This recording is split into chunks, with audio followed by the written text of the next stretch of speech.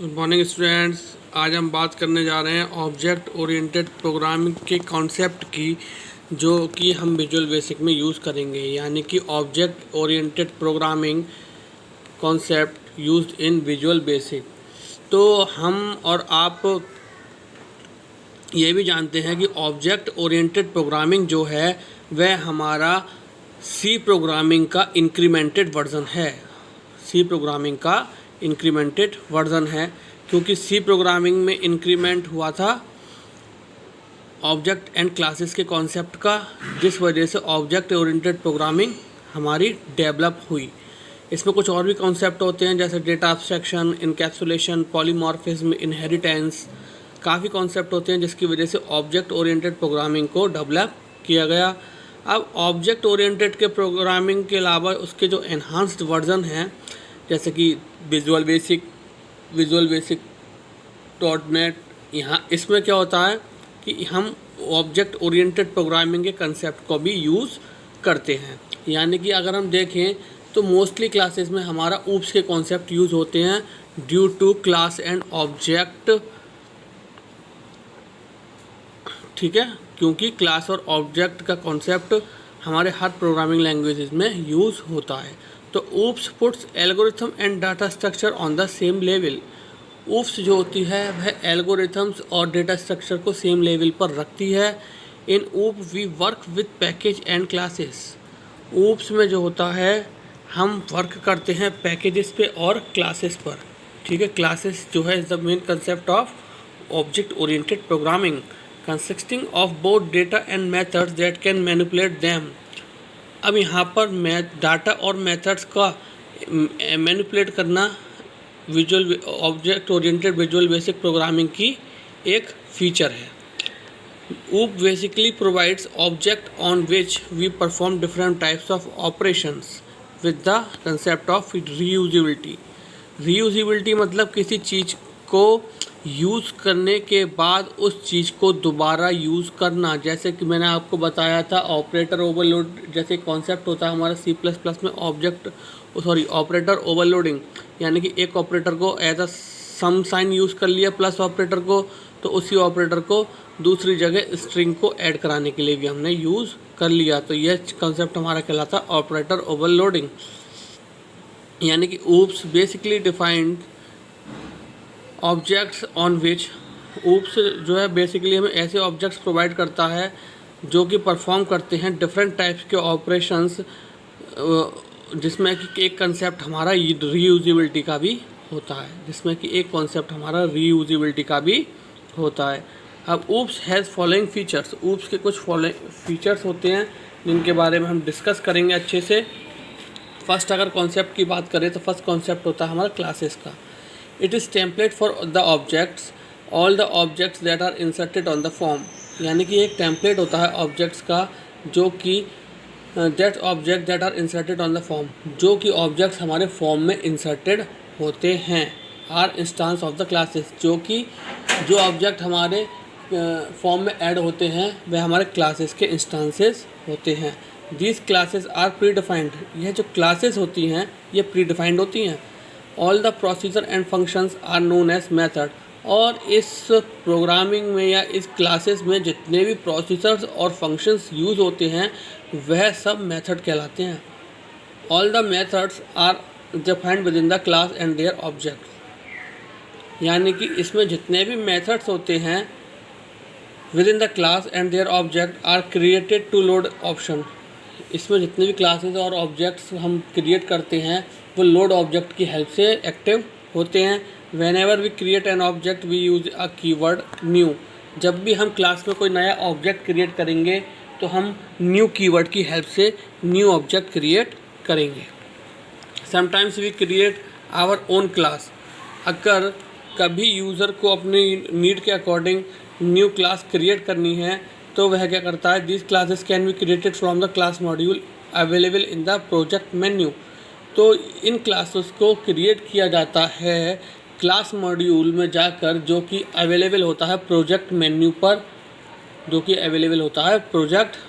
पर। Whenever we click this option, जब भी हम इस ऑप्शन पर क्लिक करते हैं we get a code window.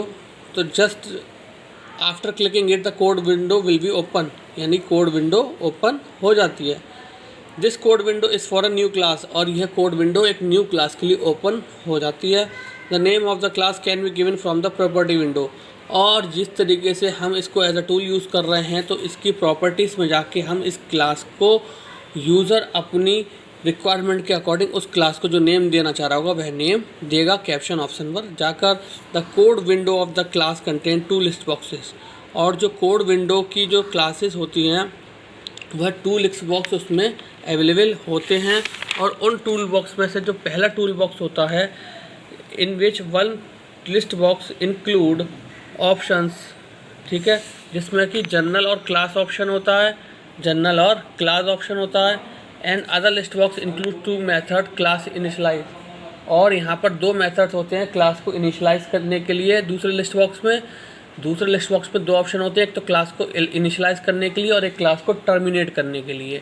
This method are triggered when someone creates an instance of a class और टर्मिनेटर, और ये दोनों मेथड तब एक्टिव होते हैं जब हम किसी क्लास को क्रिएट कर रहे हों या उसको टर्मिनेट कर रहे हों। ठीक, तो यह था हमारा क्लास का कॉन्सेप्ट कि किस तरीके से क्लासेस को हम 2 तरीके से क्रिएट कर सकते हैं। एक हम डायरेक्ट कोड विंडो पर जाकर, दूसरा हम प्रोजेक्ट मेन्यू पर जाकर क्लास मॉड्यूल में जाकर क्लास को क्रिएट कर सकते हैं। यहाँ पर कि हमें 2 लिस्ट बॉक्स अवेलेबल होते हैं। एक लिस्ट बॉक्स में जनरल एंड क्लास का ऑप्शन होता है, एक लिस्ट बॉक्स में हमारा कि किस तरीके से हम क्लास को क्रिएट करना है या टर्मिनेट करना है ये दे रखा होता है।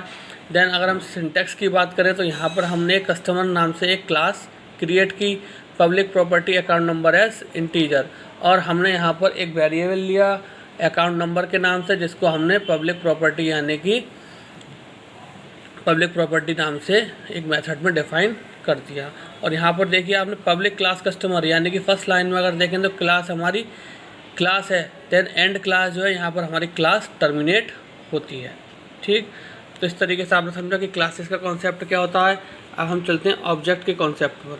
Object is the child of class, यानी कि ऑब्जेक्ट जो है वो क्लास का चाइल्ड होता है।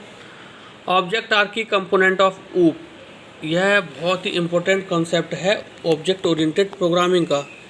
इन visual basic all the controls available in the tool box, visual basics में जितने भी कंट्रोल्स होते हैं वह सारे टूल बॉक्स में अवेलेबल होते हैं। All the object inserted on a form at design time, यानी कि जितने भी ऑब्जेक्ट्स होते हैं हमारे जो कि हम डिज़ाइन टाइम पे ऐड करते हैं फॉर्म में, are known as instances of the classes, यानी कि हम डिज़ाइन टाइम पर जो भी टूल बॉक्स में से ऑप्शंस अपने फॉर्म में इंसर्ट करते हैं वह सब इंस्टांसेस ऑफ अ क्लास कहलाती है। Like form text box, command button, text label, कुछ भी हम ऐड करते हैं तो वह सब हमारी इंस्टांसेस ऑफ द क्लास कहलाती है।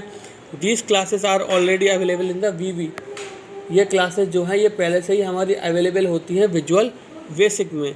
Objects are basically reusable components, objects जो होते हैं ये हमारे बेसिकली अगर बात करें तो ये रीयूजेबल कंपोनेंट्स होते हैं। दीज ऑब्जेक्ट्स रिड्यूस कोडिंग, और यह ऑब्जेक्ट्स जो होते हैं यह इनका मेन टास्क होता है कि यह जो कोडिंग है उसको कम कर दें। एंड प्रोवाइड डायनेमिक ऑपरेशन, और ऐसा ऑपरेशन परफॉर्म करें जो कि यूज़र की रिक्वायरमेंट के अकॉर्डिंग चेंज होता रहे, यानी कि डायनेमिक पोजीशन में हो।